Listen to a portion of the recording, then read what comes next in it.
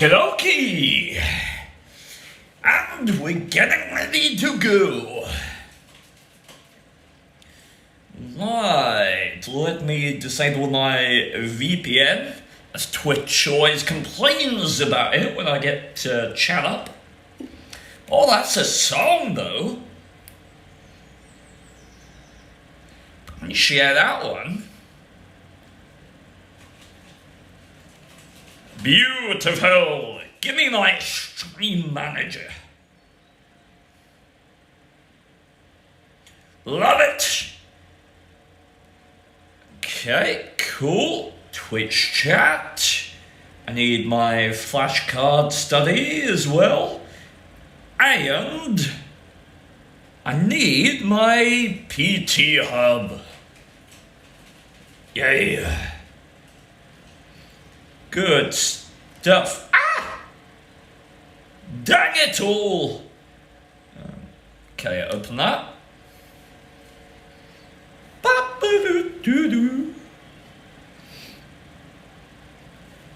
Gorgeous. What the heck?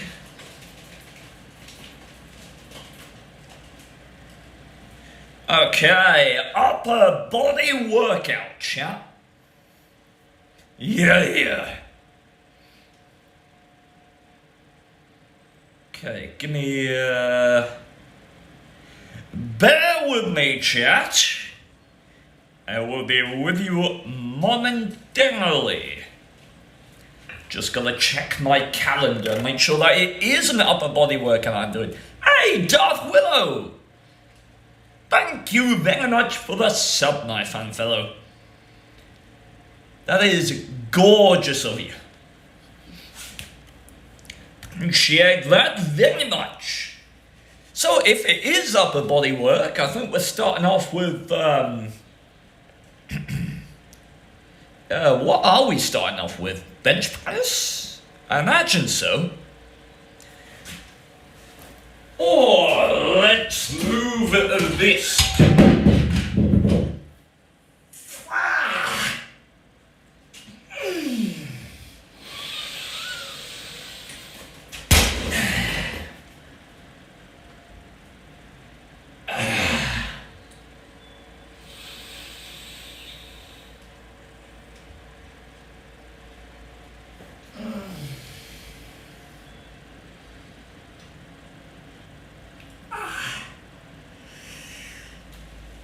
I just dropped a 25 kilo metal weight on my toes.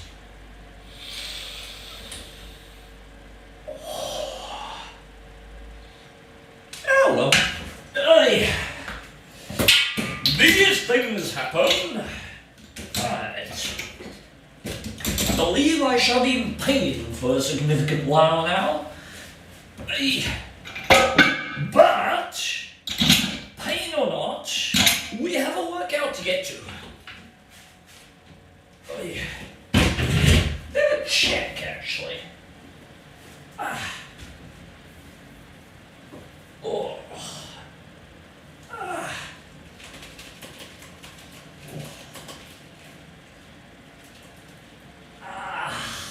Jeez. Bruised. Luckily, it's right on the end, right on the distal phalanges, chat. Oh, very, very painful indeed. Oh. Okay, so there's your training tip for the day. Don't do that. Subscribe for more tips. Right, starting off with incline bench press. Right, let's do it. God damn, that hurt. Hey.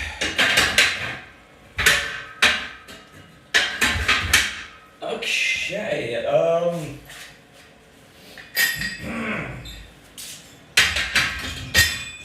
we might go lower weight, higher reps this time. Maybe go up to like 14, 15 repetitions for a couple of sets.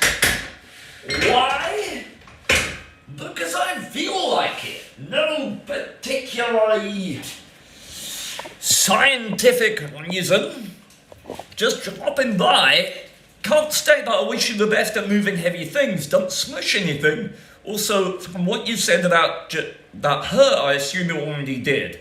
Yes, I dropped a 25 kilo barbell on the distal phalanges of my left foot, so the tips of my toes. And it may interest you to know that I appear to have shattered my keratin, my toenails on my left toe. So, yeah, it's not feeling great right now, I've got to be honest. It's in fact very, very painful. Yeah! Pain! Let's translate that pain into good, solid work.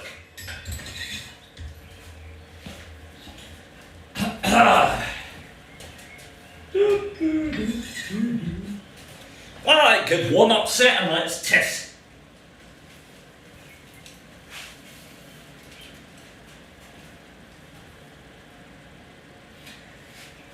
Something doesn't seem right.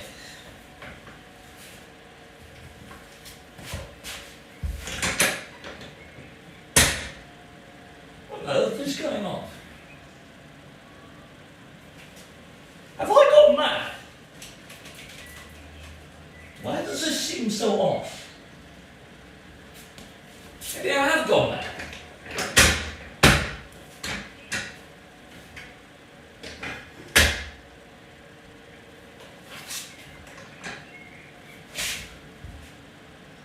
Yeah, I think I've gone insane. I swear this bench is at a completely different angle to the angle it's normally at. Maybe my cerebellum is actually stored in my distal phalanges, and as a result, now my sense of balance is completely off.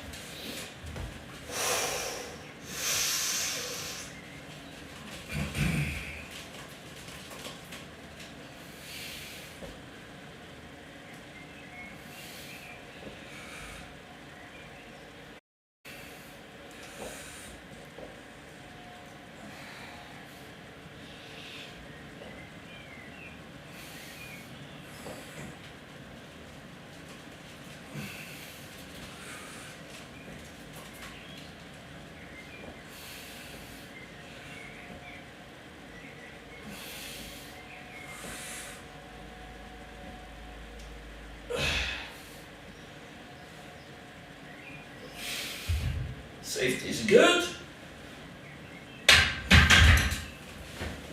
Alright. Okay. You gotta be a freak, baby. Well, I do my best, fine fellow. Okay, chemistry of the body. C2H4O2. Acetic acid. CH4 methane. Too easy, you goddamn right, it's a warm-up set, you beautiful man. Okay. We're going for 50. For the second set, I need to restock my chalk soon. I'm actually running low. Ah, that's a good song. Hilltop Hoods, Blasting Night Ears. What occurs in the prophase stage of mitosis? Centrosome divides into two centrioles. They move apart from each other but still joined by spindles of the centrosome. No. Yeah. Move apart from each other but still joined by spindles of the centrosome. Nucleolus disappears. Toward the end of phase, chromatin in the cell's nucleus shortens and thickens, forming two what's called chromosomes.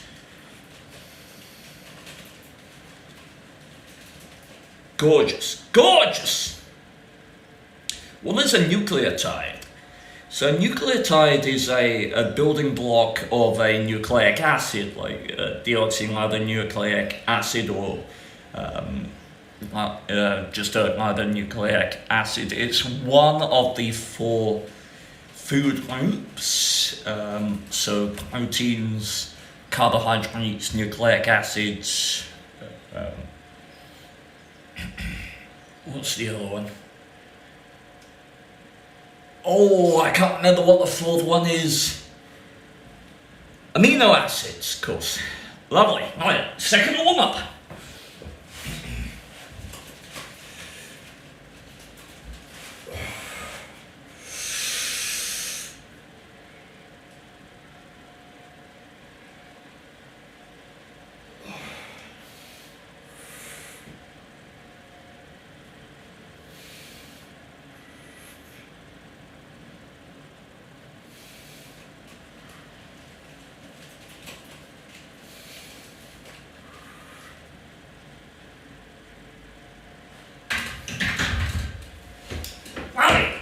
So, here's the question. How heavy do we want to go? Sure is the question, and largely it's just about personal preference.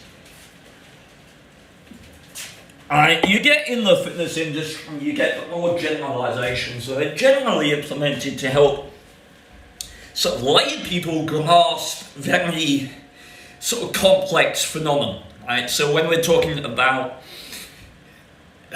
generalizations such as, 12 reps build size, 6 reps build strength, there's truth to that, but obviously it's wildly oversimplified. So what it's describing is the different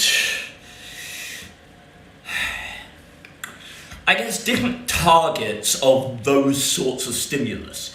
When we talk about hypertrophy, so an increase in size of the muscle, it describes two separate forms. So you have sarcoplasmic hypertrophy and you have myofibrillar hypertrophy.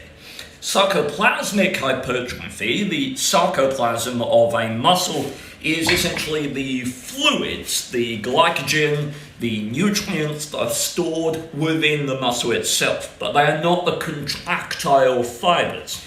Right, so when we talk about sarcoplasmic hypertrophy, this is what we're talking about when we say, okay, train for size. So when you're going higher rep ranges, sort of 12, 15, it's generally, you get more of a stimulus in the sarcoplasmic side of things, so increasing that size, increasing the amount of water stored in the muscle, increasing the amount of glycogen that is stored in the muscle. And let's be clear, you can't train just for size or just for strength. There is always a correlation. You're always training for a certain amount, but you can adjust the amount that you emphasize one or the other. Myofibrillar hypertrophy or myofibrillar hypertrophy is instead increasing the size and the amount of the actual fibers, the actual contractile filaments that are within skeletal muscle. And that's why it correlates far more to direct strength, right? Because skeletal muscle works on the theory of all or nothing. So when a skeletal muscle fiber, this multinucleated fiber, actin and myosin, when it contracts, it's either contracting or it's not. There's no in-between, right? There's no adjusting the strength of that contraction beyond just basic muscle tone. So having more of those directly correlates to strength, because the way that our body adjusts the contractile output of a muscle or the force production that our muscle can generate is by recruiting more of those muscle fibers.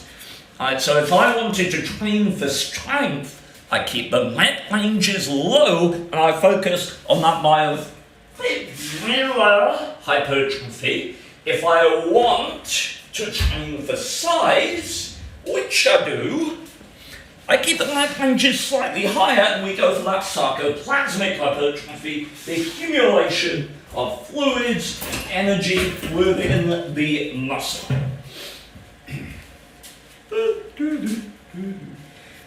But it's worth noting, you will gain strength by training at higher rep ranges. You will also gain size by training at lower rep ranges. Right? It's just slight emphasis, slight differences in stimulus. Matters if you're looking at going into competitive bodybuilding or strongman, for example. That's the kind of landscape in which these variables matter. For the lay populace and for most people trying to attain a decent level of physical fitness, these things don't matter, right? You can train. The most important factor is whether you enjoy your training, because if you enjoy it, you're going to stick with it, and that consistency over time is far more important than any minute training variable that you might adjust.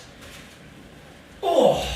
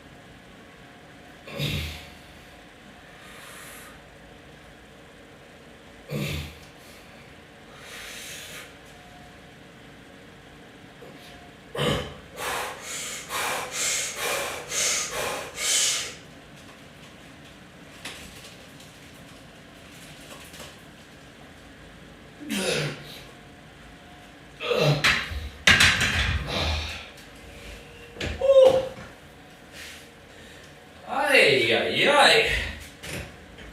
Oh, pleasant. Less than I would expect, though. Oh. Considering that this is 60, and we were working with, what did we do recently? Although, to be fair, I've only had one meal today, so that could well be a factor. But yeah, we did 65 for 12,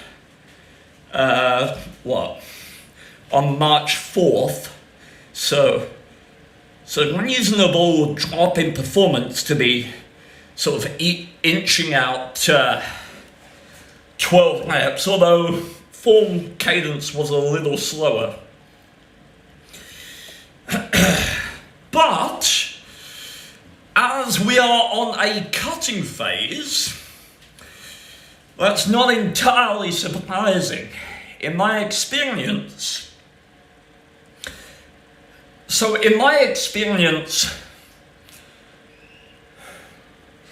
muscular endurance and the ability to sort of train and recover from higher rep training diminishes far more starkly in a deficit phase than strength training.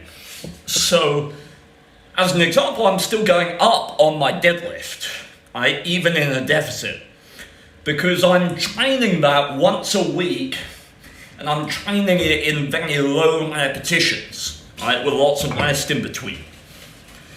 And the performance within that sort of anaerobic effort window, I find just doesn't disappear as quickly as the ability to perform over time. Knife and fork for the bench press. It would seem so, fine fellow. It would seem so. Also, chat, I saw earlier, it seems Chuck Norris has died. Believe it or not.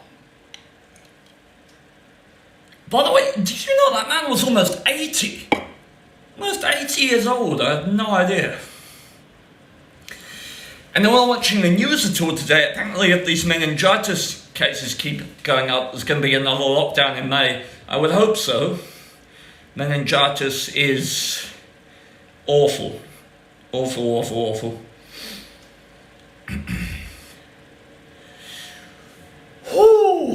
Oh, we've got dips after this. Dippity dips. Rest in peace, Chuck. Indeed. Apparently it was quite unexpected. He had some manner of medical emergency and passed away fairly quickly. Bless him. Ugh. Okay,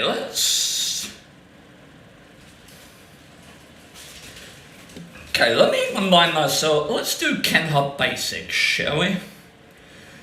The bulb of the penis is formed by the proximal expansions of the corpus spongiosum.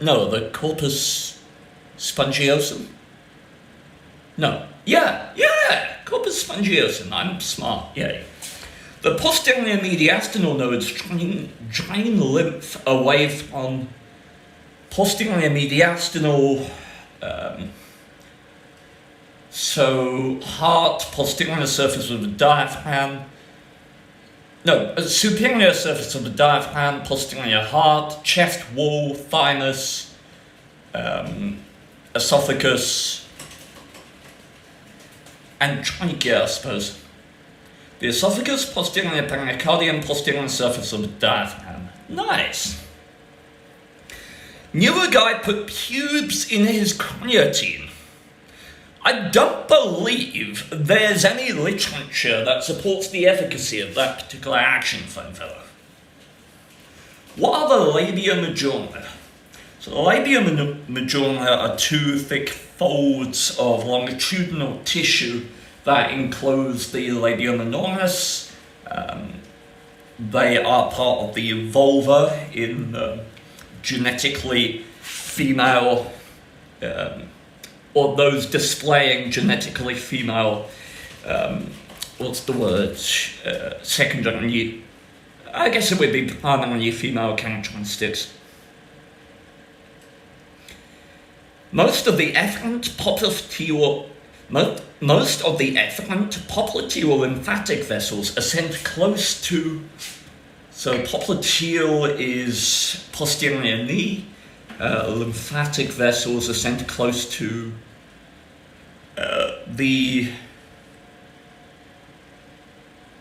what's the vein called? There's a massive vein and I can't remember. The femoral vessels to reach the deep inguinal nodes. Gotcha. Okay, alright. I think we're just about good to go again.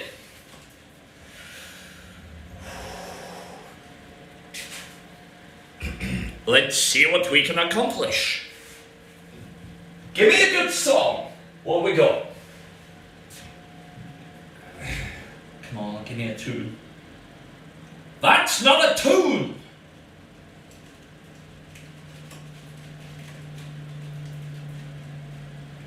No! Give me something action-packed. No.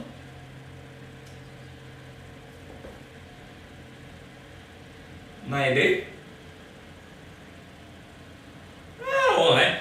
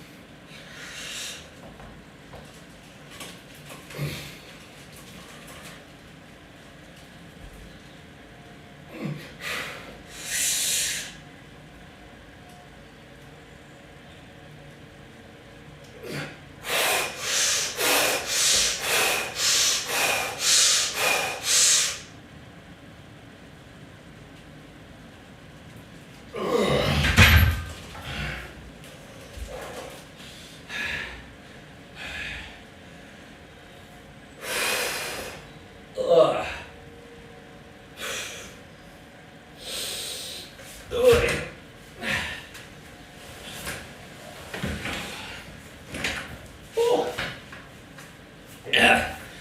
Okay. Ooh. Very nice. Alright. Appreciate the form advice or form updates, Big Eared.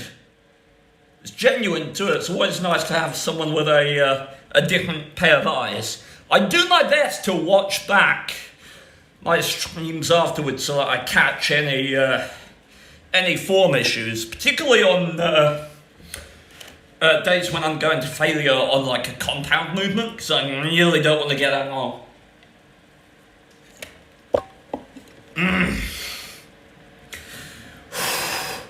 Okay, so now we're gonna move on to dips. Yeah, dips are such a good exercise. Let's bench out the way.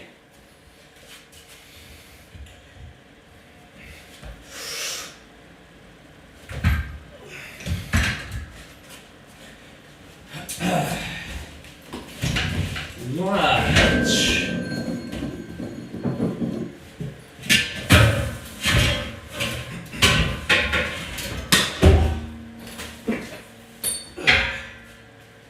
So, weighted dips. That's the plan. Whew. So, we're going to be going with 20 kilos on our dips. So that should be enjoyable.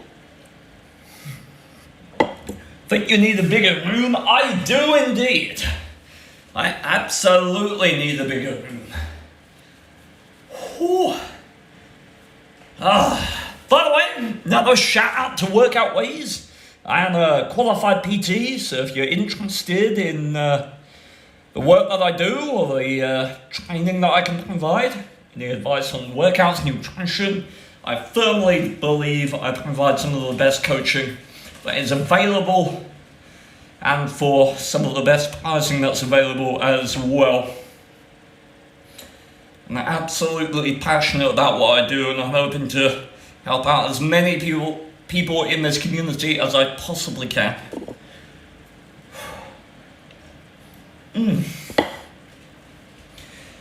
Oh, alright, let's make sure this range of motion is okay, shall we?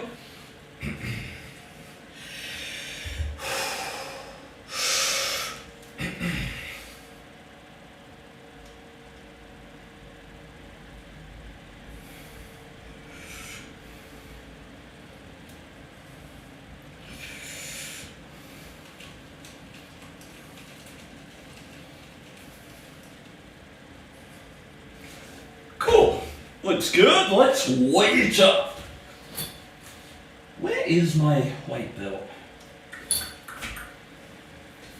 Hey, where are you hiding? Reveal yourself to me, weight belt. There it is. Yeah.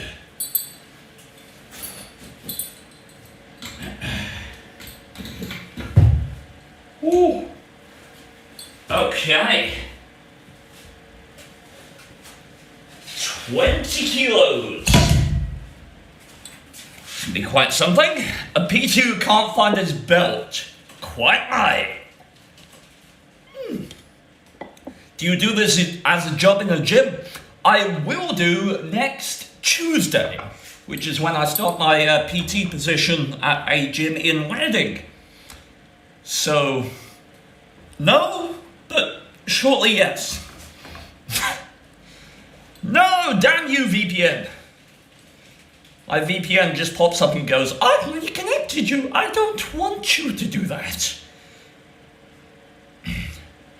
Yes, if you noticed I just appeared somewhere in Kaiwoot, or Kuwait, that would be why.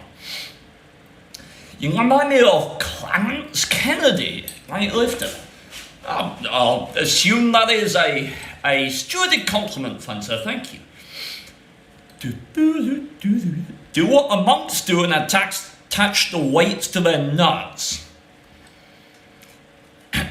I am, once again, unaware of any literature that would back up the advocacy of such a training modality, as impressive as it may be. Yes, I shall keep my scrotum unadorned by large amounts of added weight, if it's all the same to you.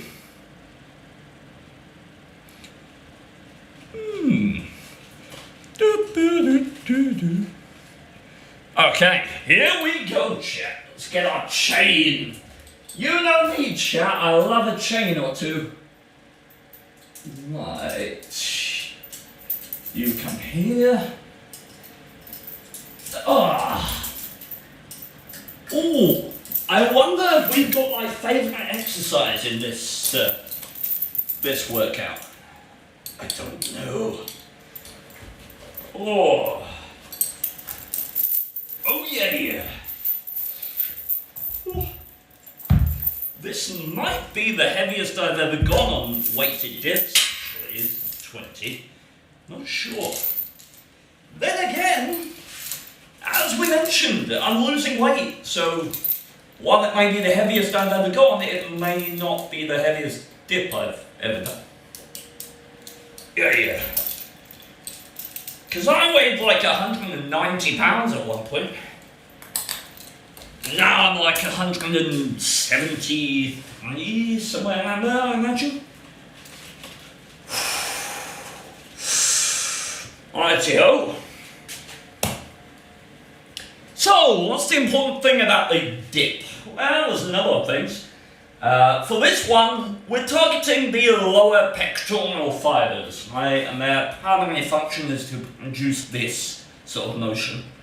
It's a compound motion of what gets internal rotation combined with flexion at the shoulder joint. Triceps are very involved, but as we're focusing on the lower chest and less on the triceps, we're going to take our elbow to full lockout to really push that full motion on the lower chest. We're also going to keep a forward lean in the torso throughout the movement. Any other pointers? Don't think so. I'm going to open this door though, because it's very warm. Alright, chat, wish me luck, and point out if I'm doing something dumb with my floor.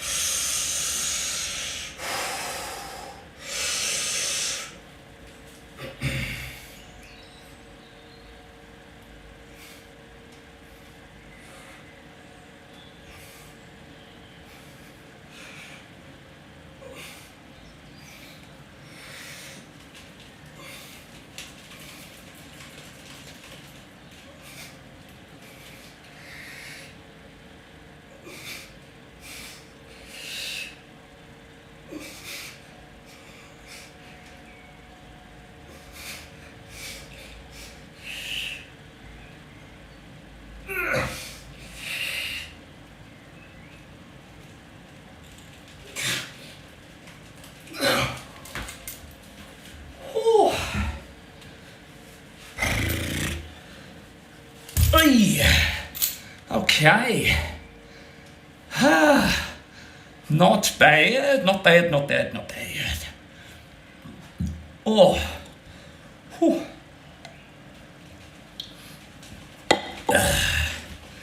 But yeah, today I actually added some more accessibility features to the Workout Ways website as well. So every page now has a pinned sort of audio explainer. So when you navigate to workoutways.co.uk, you should get a, you'll see the website as normal, but at the bottom you'll have an option to play a audio description of what the page is telling you, right?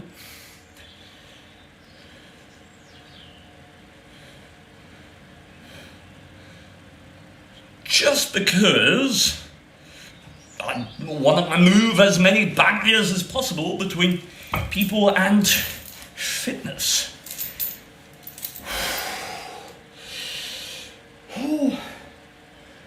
Ay. Easily add another 10? I don't know what adding another 10 would do to me. My word. What are we expecting from set 2, like 8? I believe they'll get like 4 or 5 with another 10. Biggest barrier between people and fitness is the mind. Damn right.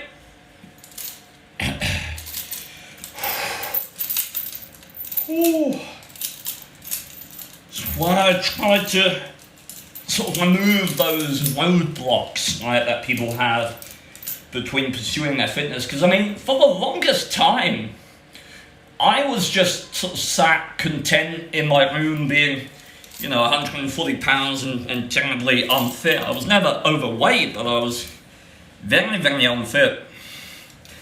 And it's one of the things I distinctly remember saying to myself, okay, I'm going to get my head on straight, and then I'm going to get fit. It's like, it doesn't work like that. It would be really nice if it did. It doesn't.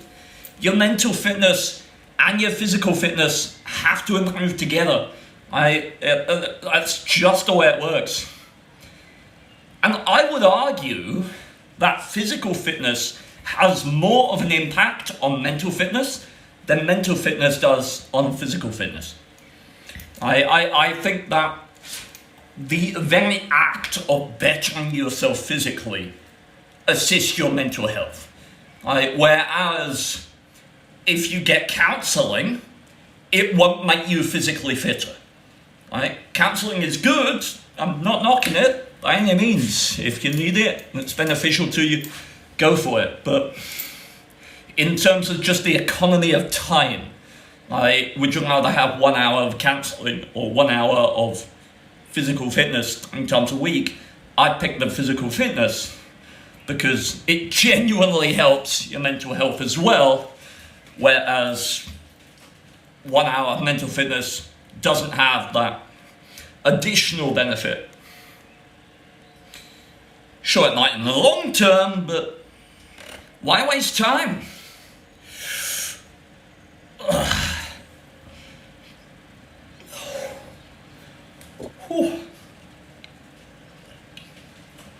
Okay, chat. Let's go.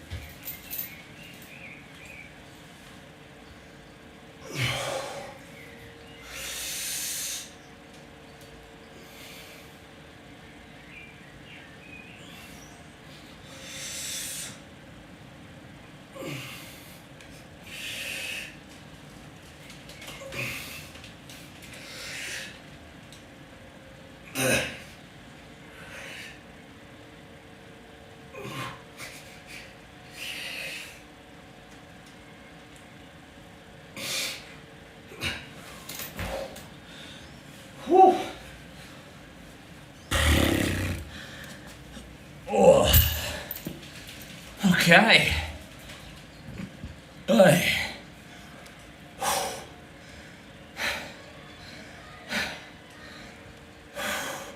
Cool, what next? We got Schmugs today, yay! I love Schmugs. Let's do overhead press, shall we? Physical fitness takes your mind off the things worrying you, whereas talking to someone just keeps bringing it back up. You feel the same as you did going in. I mean, it's not always the case. In terms of physical fitness taking your mind off things, by all means, but for example, there are circumstances where that's not the case. For example, in my, was it in my first bout?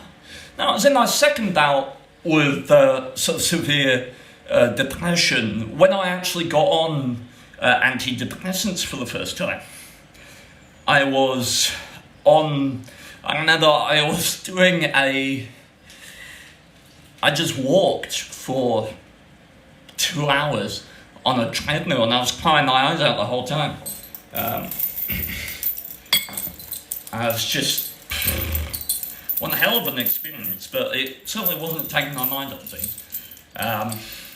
And as far as sort of counselling goes, I've never found it to be efficacious myself, but it's probably just because I'm stubborn and a bit of a git.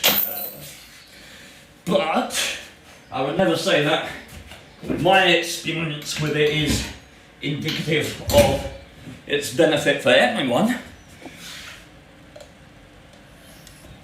I think I'm blessed to have developed in such a way where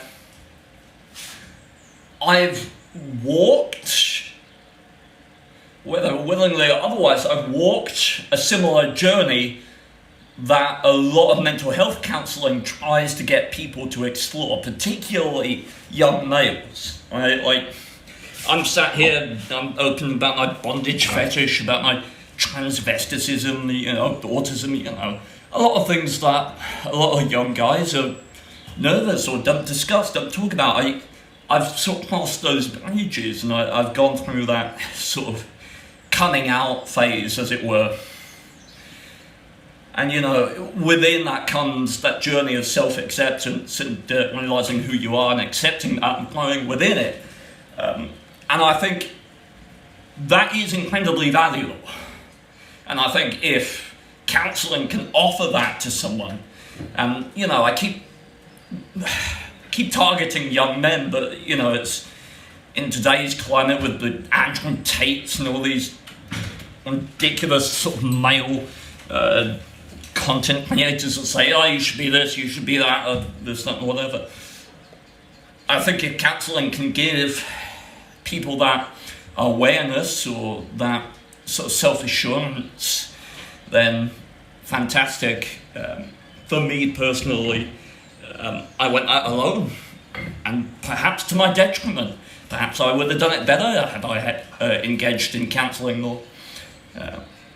So, yeah, I don't know. It's the road not travelled.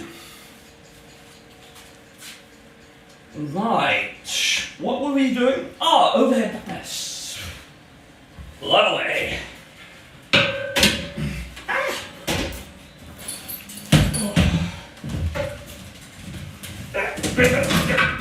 Okay. Yes. You go there. Right. Give me an edge.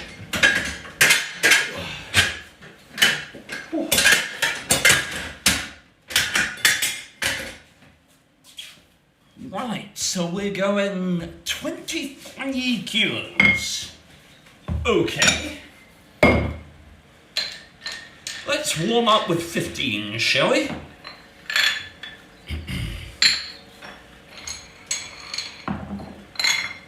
Oh.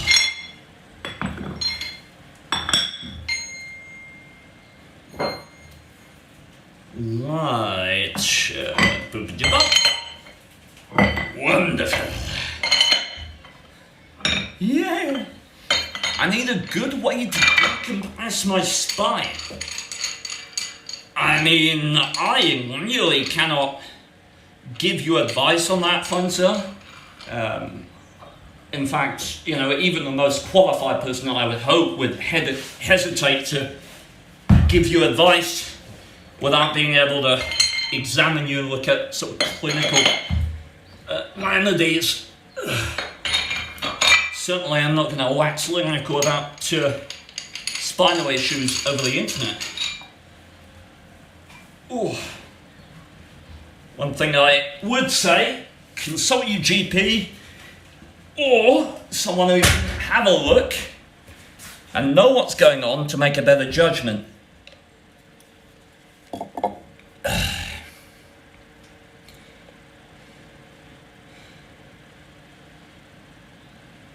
But it is true that one of the best remedies to a lot of the ailments that we suffer as human beings is physical exercise. Increased musculature, increased cardiovascular health. It is proven to increase or decrease all-cause mortality.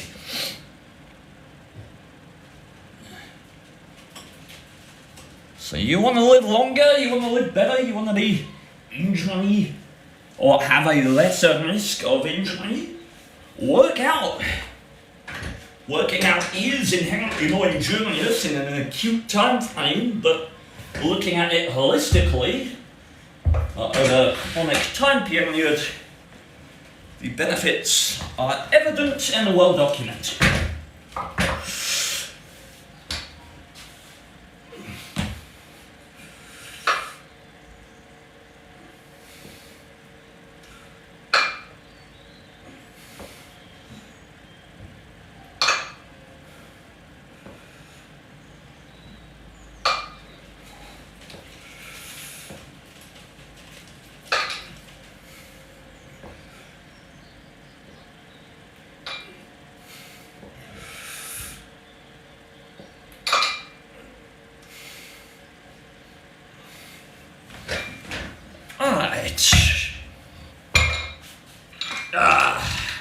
So going up to 23.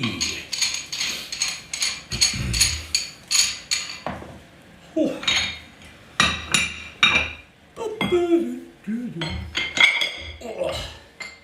You guys got anything exciting planned for the next couple of days? Anything you're like, oh yeah, I can't wait for that? I'm curious. Whew.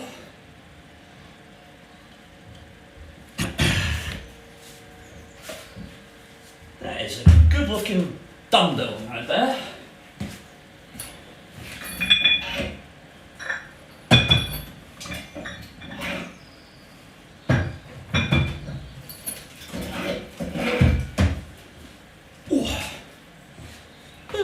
Not for the coming days, but I had my 24th birthday yesterday. Oh, happy birthday, like. Oh. Oh. Oh, here's a good question for you. I imagine we have mostly guys here.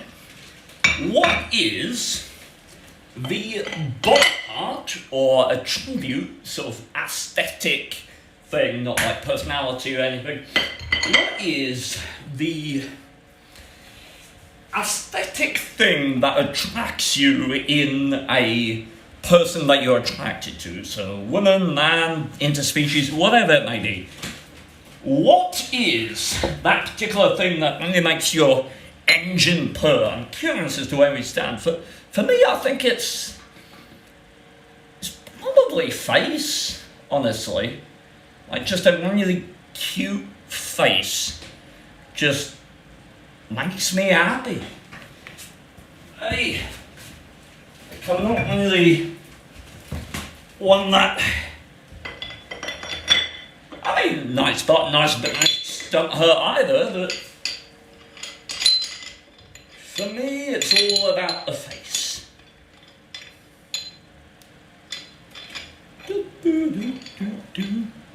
Unfortunately, I'm gonna need to find someone who doesn't really care about my face, given personality. Oi! I said you're not allowed to use personality. You have to pick something that's like vain and superficial. Like an ass. I'm being mean. Personality is off the table. Let's just say you have the choice of like every woman in the world, but they're just like a plank of wood. They have no personality whatsoever. Which one do you choose?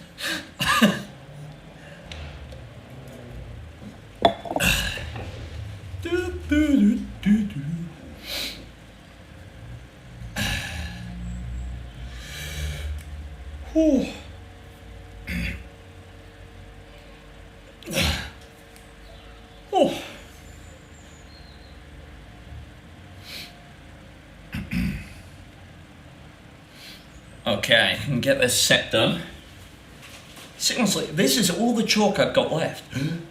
Body tone and not too big blast. Interesting, okay.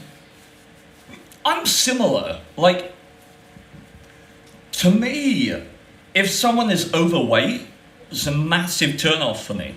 And, you know, I've always said that, you know, being overweight or being unhealthy does not mean you're a bad person. Like, your physical fitness or your health or lack thereof has no correlation whatsoever with your value as a human being. But I do feel like I want a partner who, you know, takes care of themselves as much as possible. You know, it's different if it's because of a medical condition or they're unwell or pregnant or something like that. That's a completely different thing. Oh, there's another one as well. How important to you guys when considering relationships as a whole? How important is the superficial side of things? Like, how important do you consider being attracted to your partner?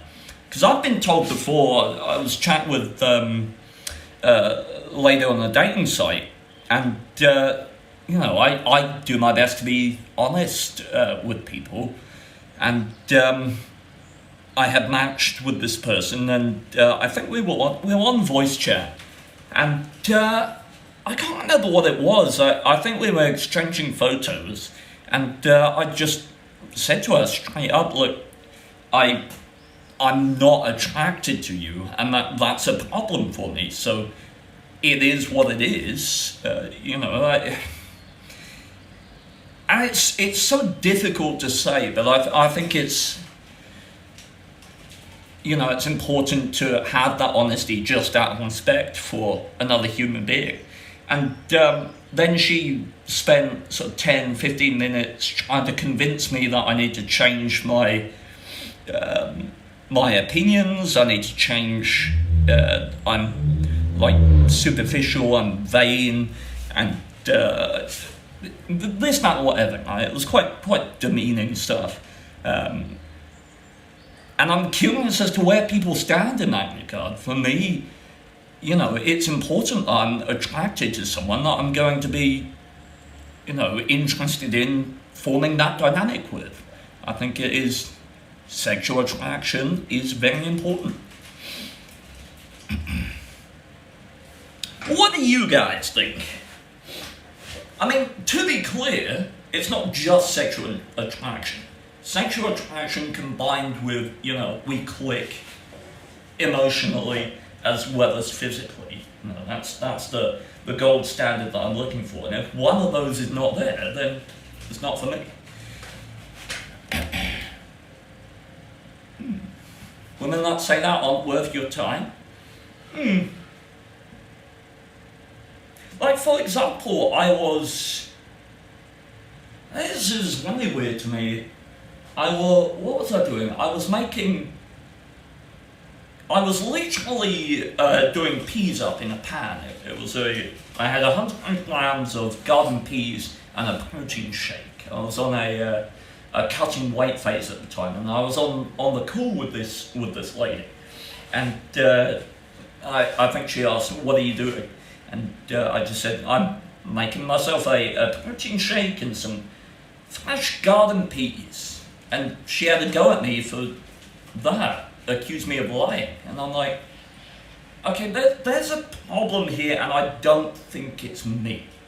I didn't say that, but like, looking back on it now, it's, I don't know, it's made me feel shitty. It did, you know. Like, I'm trying to be honest with this person that, you know, I put a lot of effort into my physical health, my physical well-being. I've made it a career. It's a passion of mine, and it's important to me that someone I'd spend time with and be intimate with shares at least some level of, if not adherence to that, then at least respect for it, right? Okay.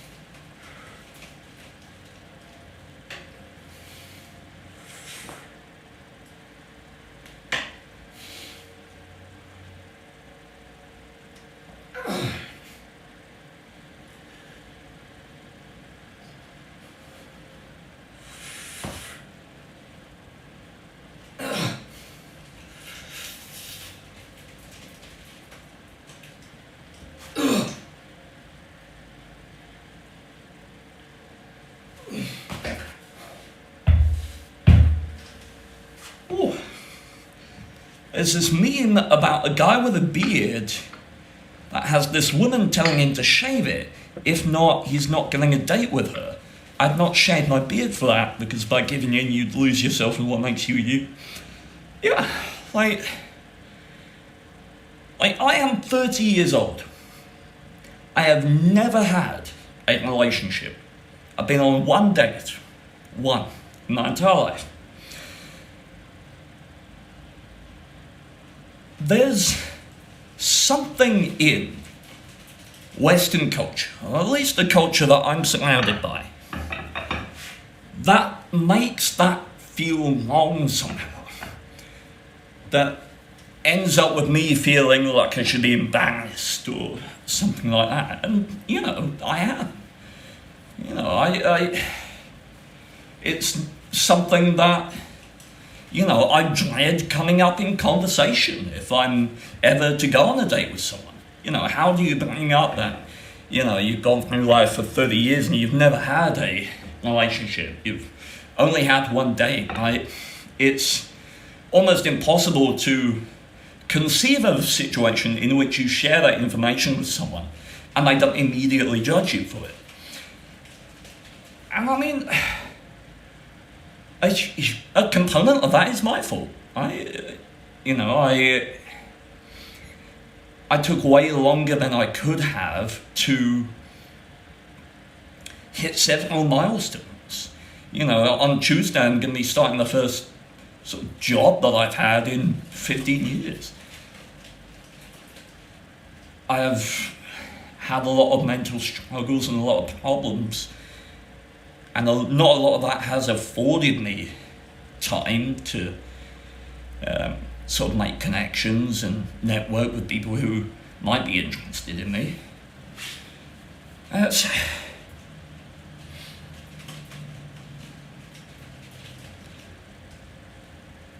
yet the more I think about it, the more it could turn out to be a blessing. I've never had... Well, that's a lie, actually. I was going to say I've never wanted to have sex for the sake of having sex. Like, I'm a young guy, I have. But I've had options as well. I've had maybe 3 or 4 or 5 times over the many years I've been on dating sites where, it was very clear that I had the option for a hookup or something of that nature. And, it's not like I refused these things for some kind of noble reason. I think it was a tear between, I'm very nervous because that's who I was as a person, and I legitimately just don't want to do this. There's maybe because I was raised in a Christian household or whatever it may be, I kind of want my first time, my first kiss, my first sexual escapade to be, something meaningful, with someone important to me. And I've not found that person.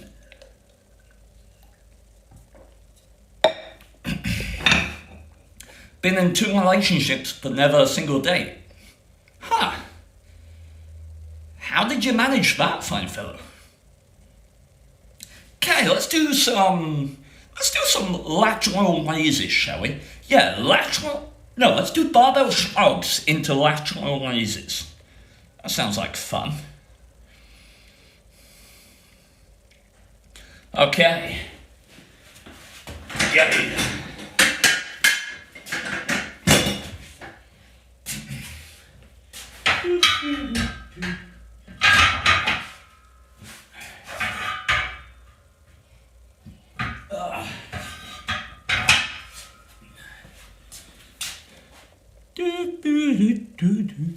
Doing anything tonight? I might do some Lethal Company tonight, Kirby.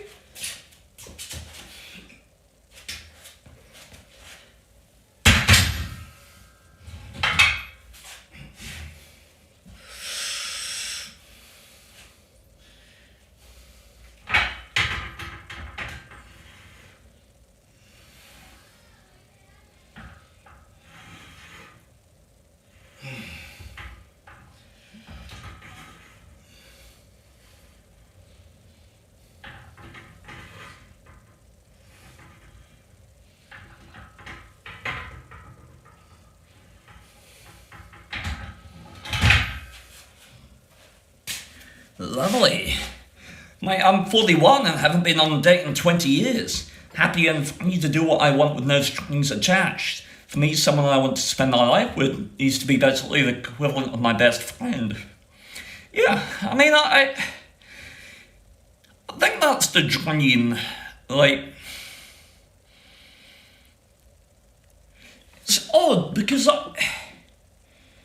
I want someone that I want to spend time with, but also has their own life. You know, I think relationships, when they're at their best, are sort of two people who are powerfully going their own way, like who have their own lives, but come together to complement each other and empower the other to follow their own journey. Right? And in so doing, they walk their own paths together. I think so. That's the ideal that I have in my mind. Whether that's something I can find with someone, maybe not. We shall see.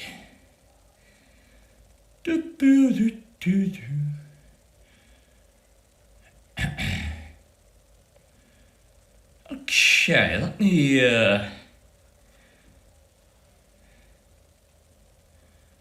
don't know that one is.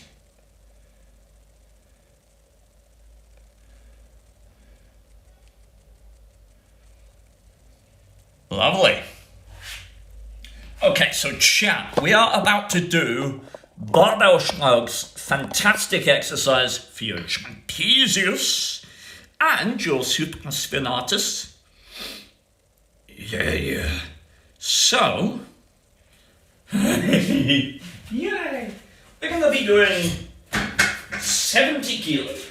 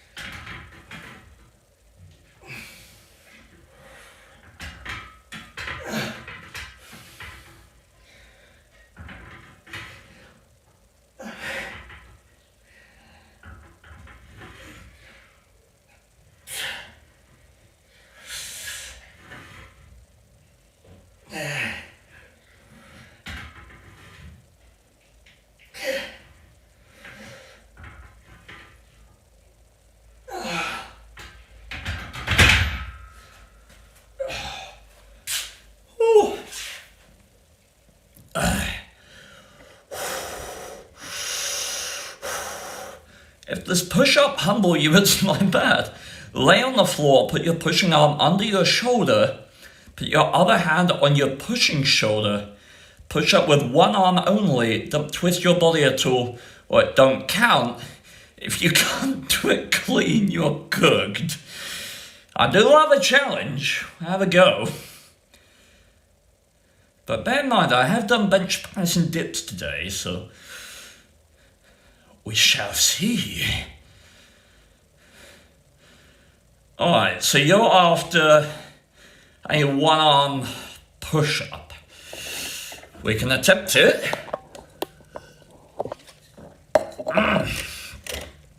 Okay, put your pushing arm under your shoulder, shoulder to elbow. Shoulder to elbow. I'm not sure what you mean. If I'm lying on the floor, shoulder to elbow lined up, doesn't really make much sense. Put your other hand on your pushing shoulder. Okay. Push up with one arm only, don't twist your body at all, or it don't count. Do I have to do this with my legs together? Because that would seem to be much harder. Or are we allowing for a bit of stabilisation work by having my legs sort of one there and one there? What are the rules of this particular escapade, fine fellow?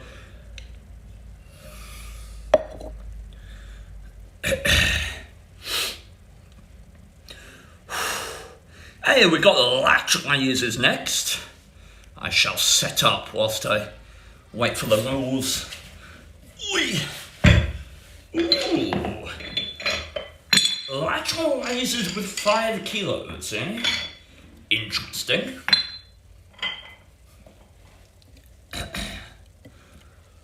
Ooh. Lovely.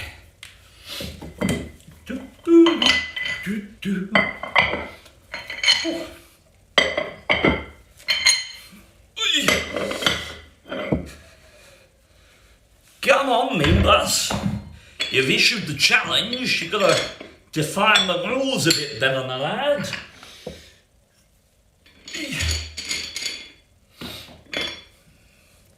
I don't even care if I do my exercises correctly, as long as I put in effort, it's enough for me. I mean, it's an admirable quality to want to put in effort, for sure, but effort without direction is misguided. Because you can work very hard to hurt yourself, which is not ideal. Tempered effort, guided effort is where you want to be.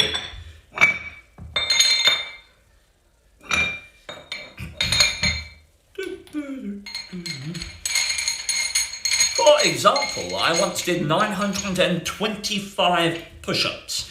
I hurt myself at 700 and I kept going on account of the fact that I was a dumbass and I wanted to look cool.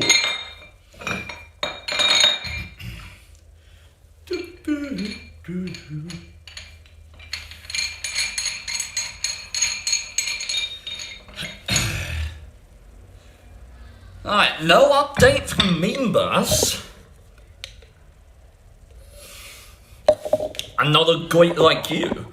I mean, don't feel bad, like, you'll get there. Right, let's do our latch lasers then. Ooh.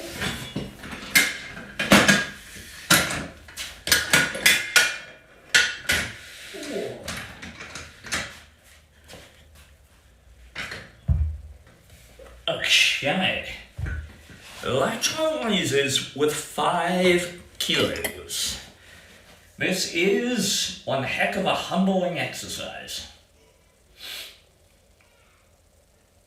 Ba-ba-doo.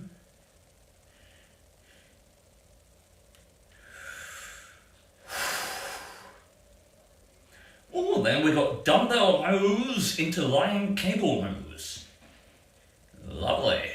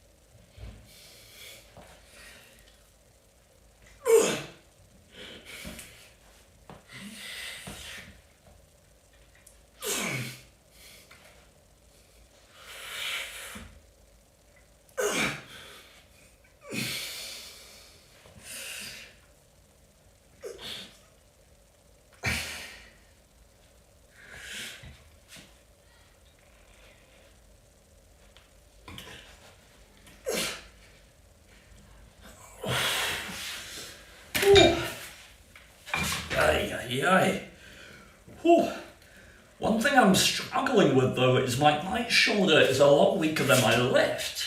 E.g., I'm struggling to bench 90 kilos, as my right side is always trying to compensate for the loss of strength, trying to work on it, just not getting anywhere. It's unusual to have a muscular imbalance from one side to the other. Are you doing a lot of isolation work?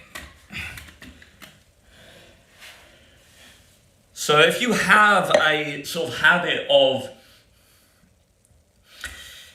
for example, doing, what's a good example, alternating shoulder press or something like that, right? And you always start with one side first. You know, stuff like that can accumulate over time. It is unusual though.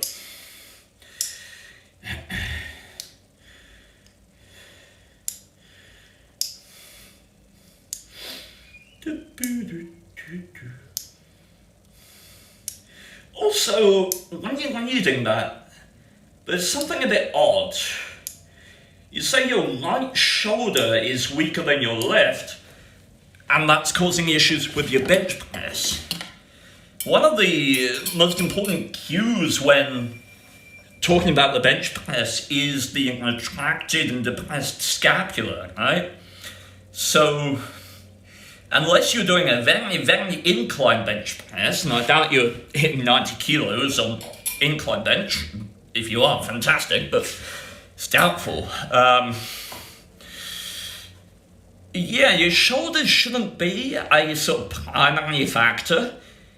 Yeah, in a flat bench press, your shoulders shouldn't be, I mean, they should be involved, but they're not the primary driver of the movement, right? Your pectoralis major, triceps are contributing more than the shoulders directly. You've got subscapularis is involved, a bit of front deltoid, but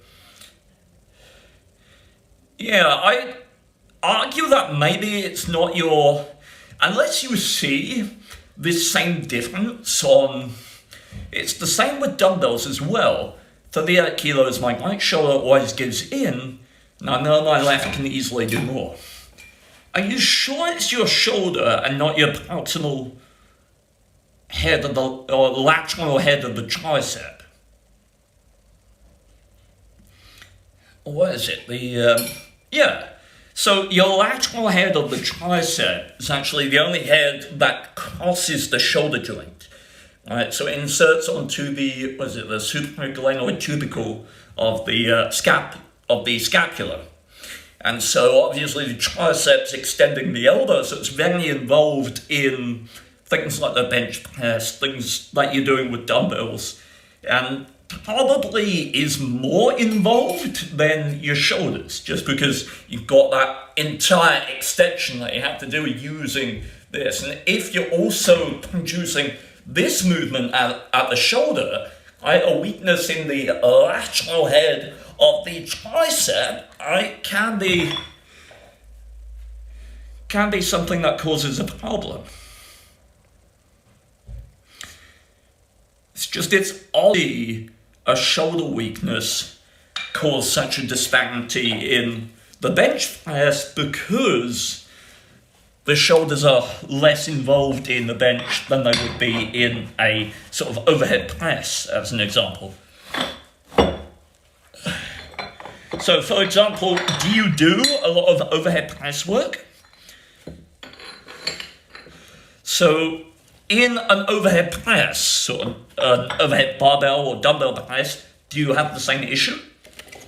Although that wouldn't really tell us either, because triceps are only involved in that movement. What would be a really good way to tell?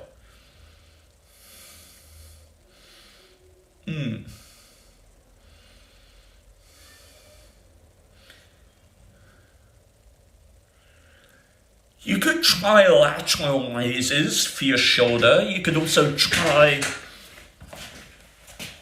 I've actually never done a sort of single arm overhead extension before. You could try, an overhead extension, the single arm.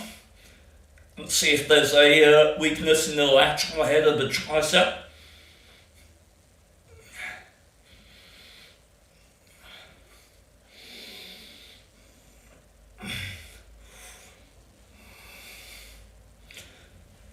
And just see if you're weak on one side than you are on the other with that exercise, because that's more likely to be caused by a tricep weakness than it is by a shoulder one. Alright, what are we doing here? So we did our lateral raises, lovely, and we did our shrugs, gorgeous. I've at least made progress by turning my regular squats into jump squats, something I haven't been able to do for about 10 years. Nicely, good stuff. I will give it a go tomorrow. Yeah, have a go, man, because I find this quite a lot. Sometimes I fixate on a course or a theory. I'm like, oh, I can't do this because this. And it's very easy to sort of tunnel vision on that and sort of make correlations that aren't sort of based on a factual feedback. So it's always worth occasionally sort of zooming out or giving an outside perspective and just exploring other options. Because, I mean, when we look at the involvement for the kind of movements that we're talking about, the shoulders are fairly far down on that list. You know, above it, you've got pectoralis muscles, you've got even the subscapularis is arguably more involved in the bench than the actual deltoid. You've got the triceps brachii is also above, and then like number 4 is your deltoid. So I mean, that would be my sort of differential diagnosis, is sort of go down that list. Is there a weakness in the left or right pectoralis, major or minor? Is there a weakness in the triceps brachii, lateral head primarily? Is there a weakness in the subscapularis, rotator cuff muscle that sits inferior or deep to the pectoralis muscles? And then after that I go, okay, it's a deltoid issue, let's try and connect it, let's try and identify where I'm weaker by doing lateral raises. Right? If I'm doing this isn't demanding much from my tricep. This is basically all deltoid.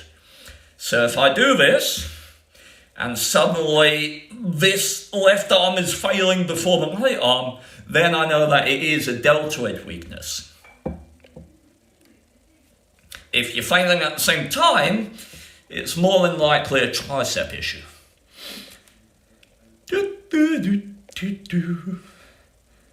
Oh, we got back work now, chap. Back work. Okay, 36 kilos on the dumbbell row. Yeah. This is gonna be fun. I call it a dumbbell row. I don't actually do it with dumbbells.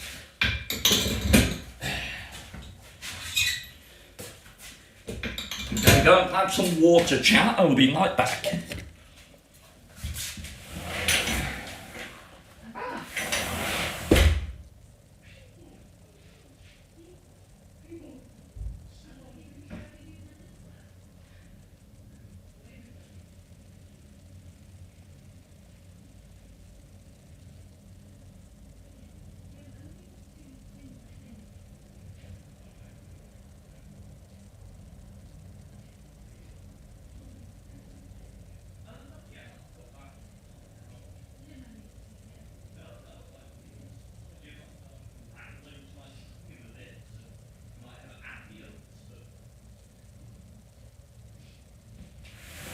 Oh.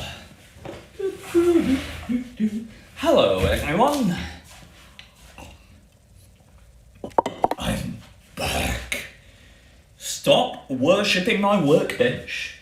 You're terrible people. Right, so chat, it is time for us to grab the plate carrier.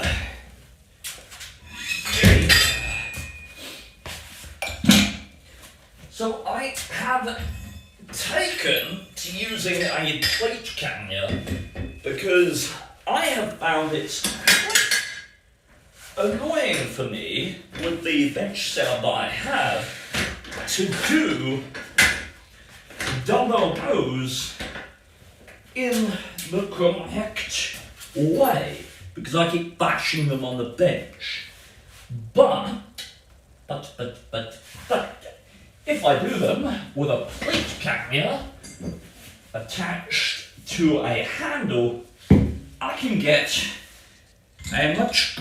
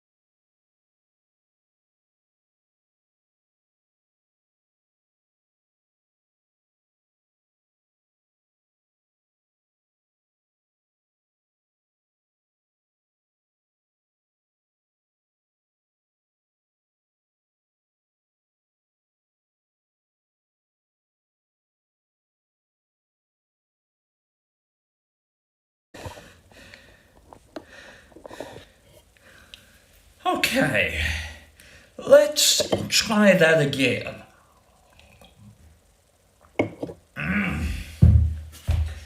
Okay, as I was saying, we are going up to 36. 36 kilos. Golden. Look at it! It's a big chunk of weight. Yay!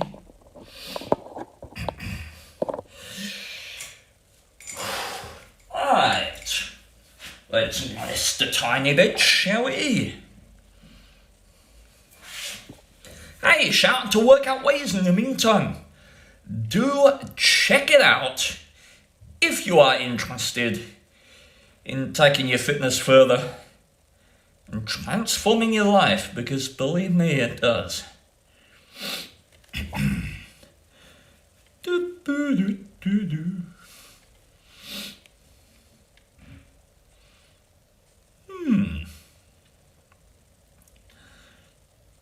Ba do do do do. Yeah.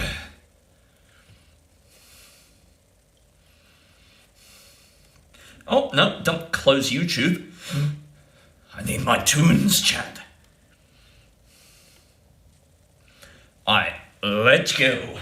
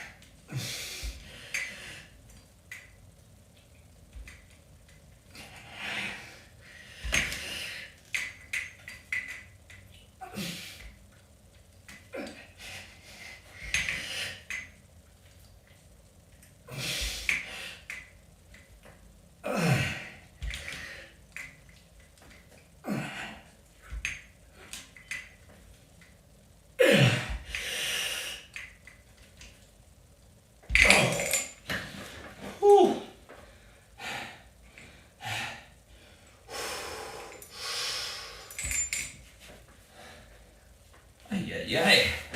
Okay.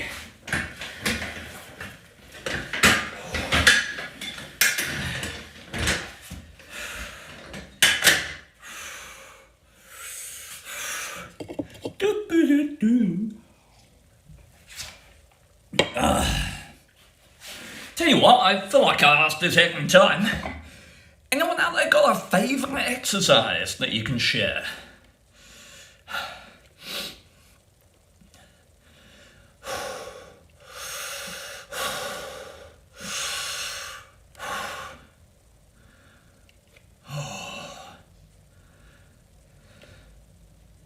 Because I'll be doing my favourite exercise in just... Oh no, I'm doing bungee curls. Interesting.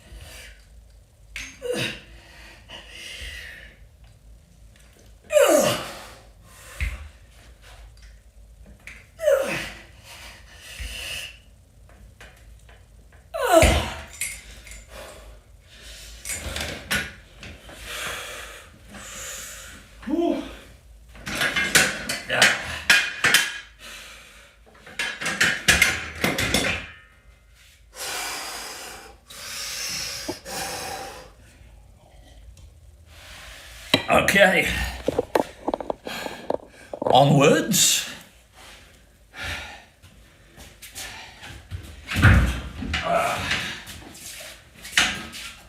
We need more space.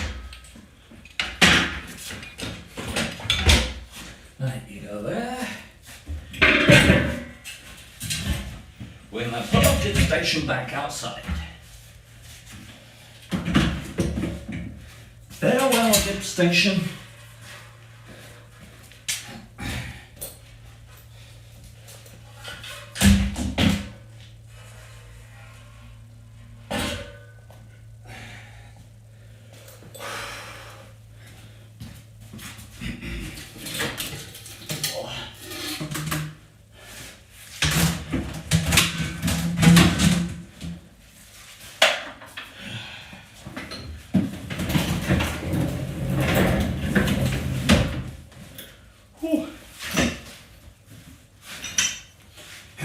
be using this easy crowbar soon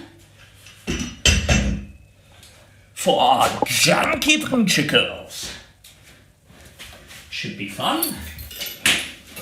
We're up to like, I don't know, like 44.5 on our puncture curls now, I think.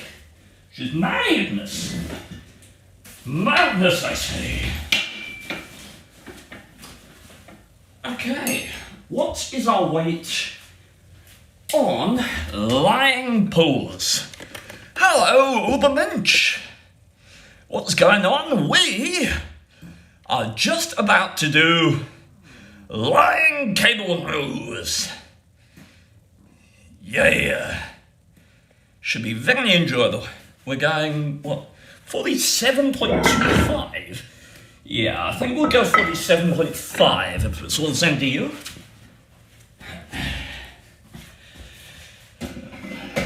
We're going to need to find a chain and 2 handles. Okay, one job done. Ah, my chain's here. 2 jobs done. Do we warm up? I guess we can do a rep or 2. Ooh. Yeah. So, lying cable rows being a narrow type movement, we're working our latissimus dorsi, our rhomboids, our posteriorly located rotator musculature, primarily the infraspinatus and teres minor. Teres major is working as well. And our biceps are quite heavily involved as well, which is fun, because after this we're doing puncture curls. Right, up we warm.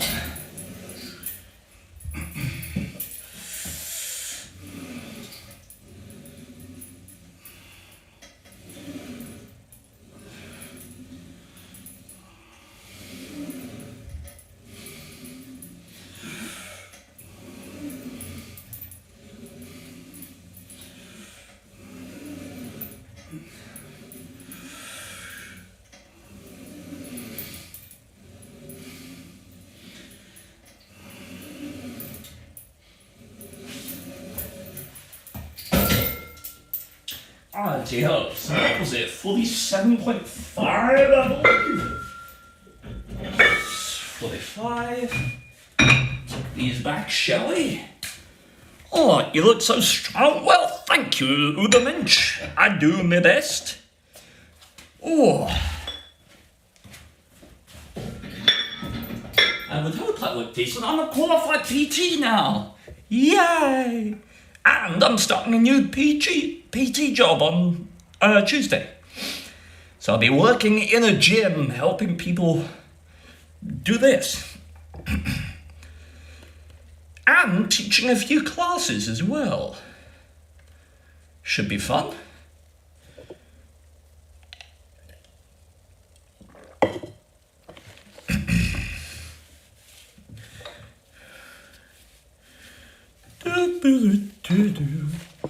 Right, so 47.5 on the cable hose. Let's go for it, shall we? Am I in camera shot? I am. Wonderful.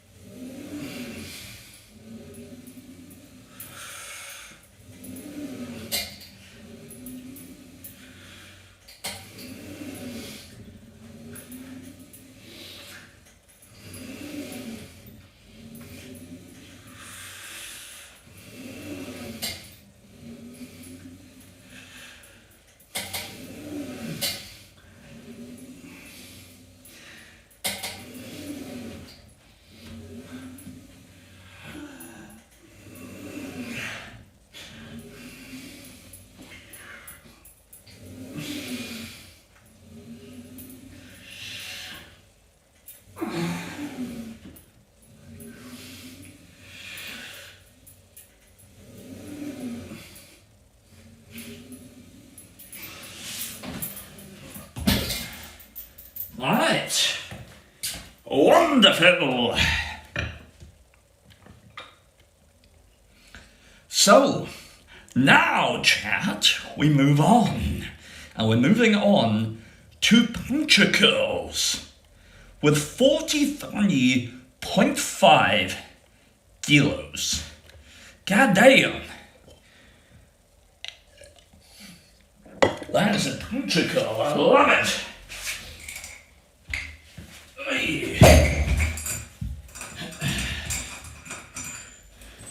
You once again get to witness the jankiest setup for puncture curls in the entire world.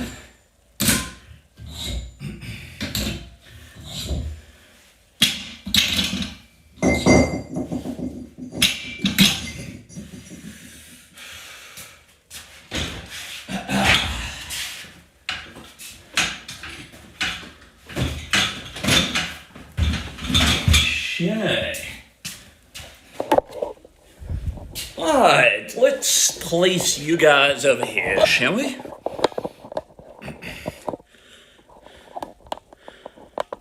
Lovely. This is a decent place to witness the jank.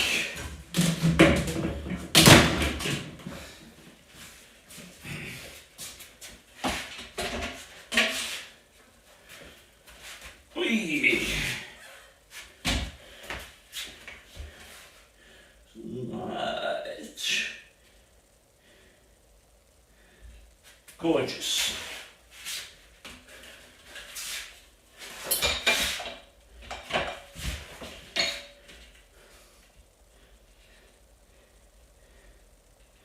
Excellent. And now, the coup de grâce.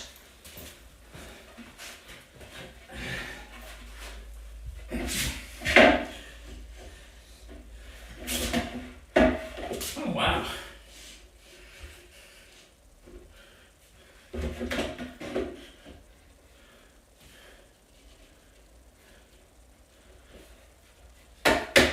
Okay. Right then, chat. Welcome to the jankiest puncture curl setup in the entire universe.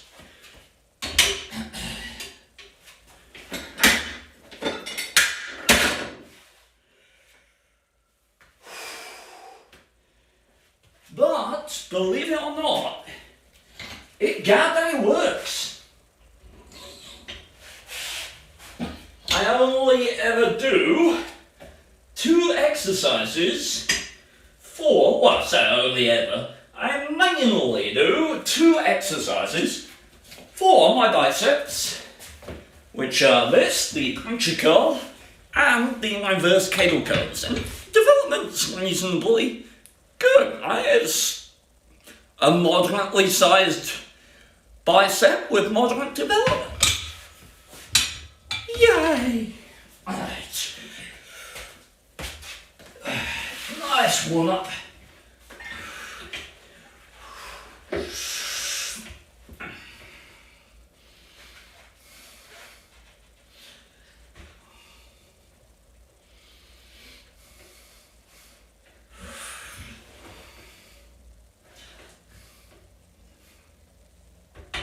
We don't need much of a warm-up because, as I say, low tuck movements heavily recruit your biceps.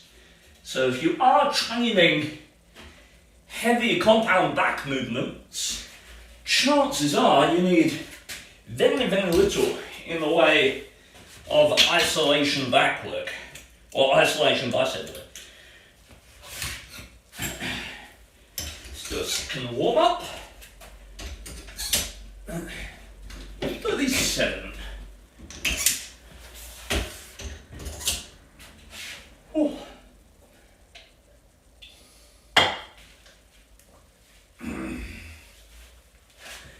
Oh yeah.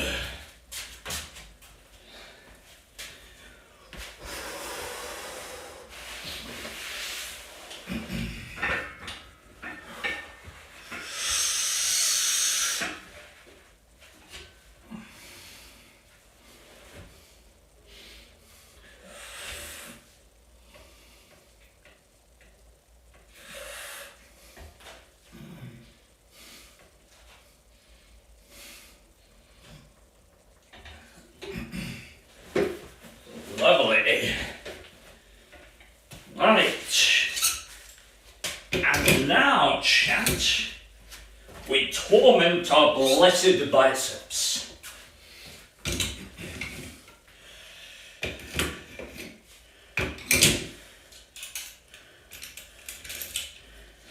So, what is it, 43.5 we said? 43.5. This is the heaviest that I have ever gone on puncture curls. But we do enjoy training biceps to failure. Your bicep, or your anterior arm region, is a very small group of muscles, so I tend to recover quicker than the larger musculature. So what are you doing tonight? I might do Lethal Company, like, is what I'm thinking. Alright, give me a good song.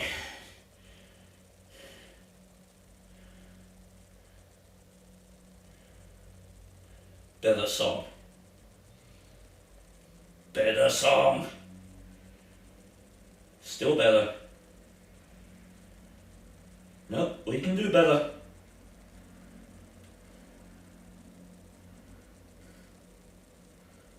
Or maybe.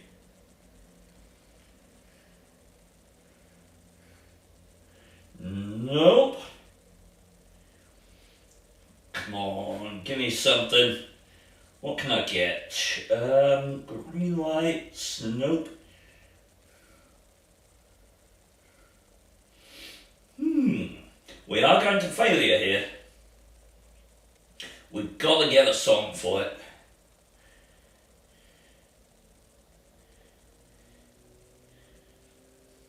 Not finding one that speaks to me right now.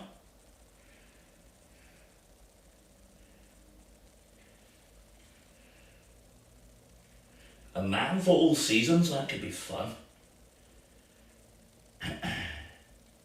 Holding Out for a Hero, there's one.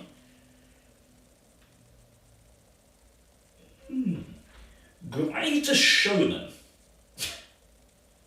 Yeah. Let's do that.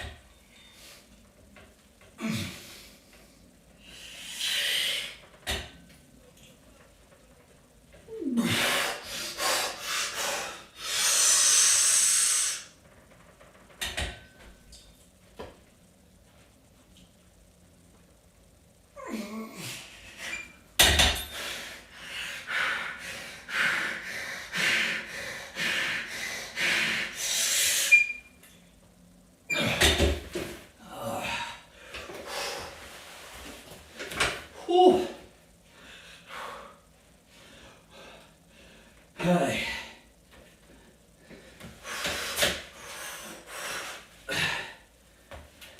Okay. Let's give ourselves 2 minutes.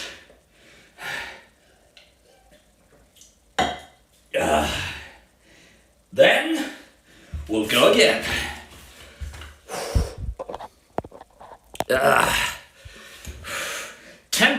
battery left on the phone. Oh no.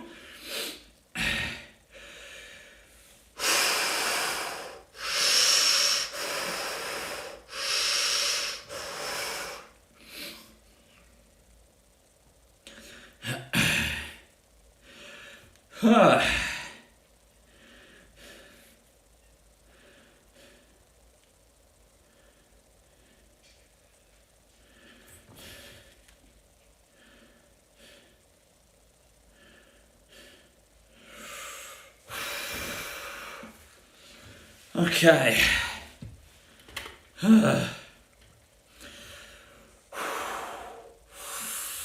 Oh, chat.